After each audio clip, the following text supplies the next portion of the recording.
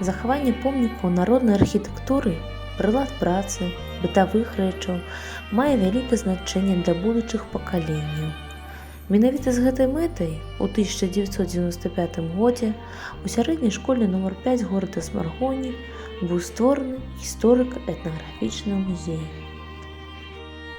Перад намі карчма, дзе спыняліся, харчаваліся, адпачывалі падарожнікі. Лаўкі, стол, печ, посуд, патэфон і музычныя інструменты так і запрашаюць завітаць да гаспадара.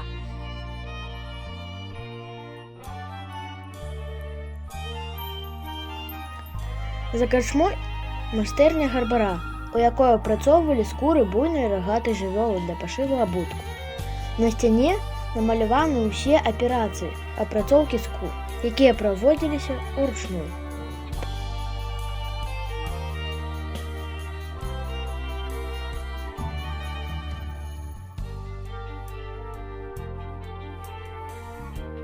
Прылады працы былі самыя простыя: косы, скрабкі для зняцця няздры, нажніцы, для ачысткі скур ад шэрсці, машынка швейная для пашыву абутку.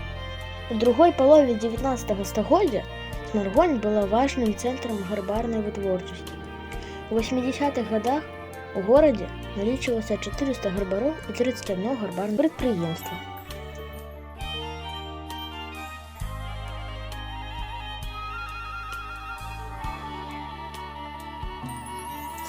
Па выяве крэнделя, які прымацаваны да вугла наступнай пабудовы, можна здагадацца, што тут знаходзіцца пякарня.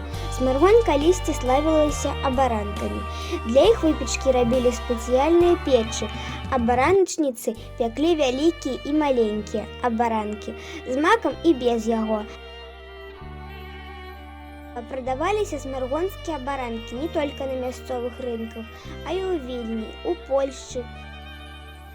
Дворы ганчара лёгка пазнаць па ганчарным крузе. На паліцы стаіць гатовы посуд.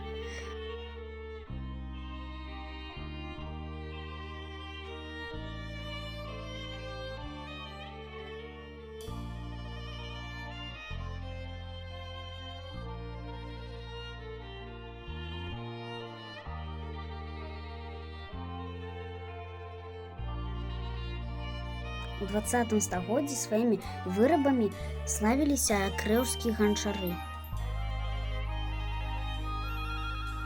А вось і бярвечная саламяную страхою сялянская хата. Яна служыла сваім гаспадаром не толькі жытлом, а і месцам працы.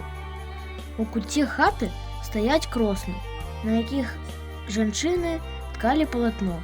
Непадалёку калаўрот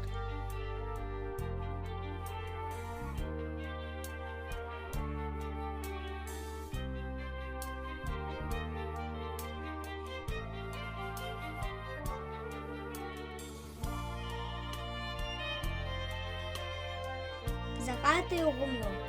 У гумне захоўваюцца неабходныя ў сялянскай гаспадарцы прылады працы: косы, сярпы, пякеры, рубанкі, прылады для апрацоўкі льну.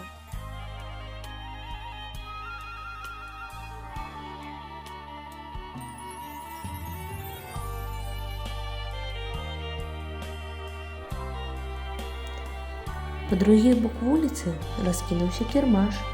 Чаго тут толькі няма.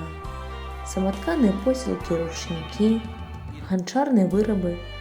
Усё рэчы, без якіх не абыходзілася ніводная сялянская гаспадарка.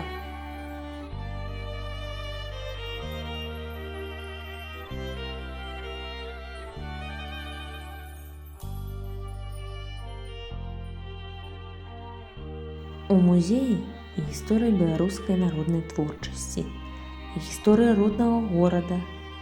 Усё тут радасна для вачэй, і ўсё гэта своеасаблівая школа пераемнасці традыцый народных майстроў.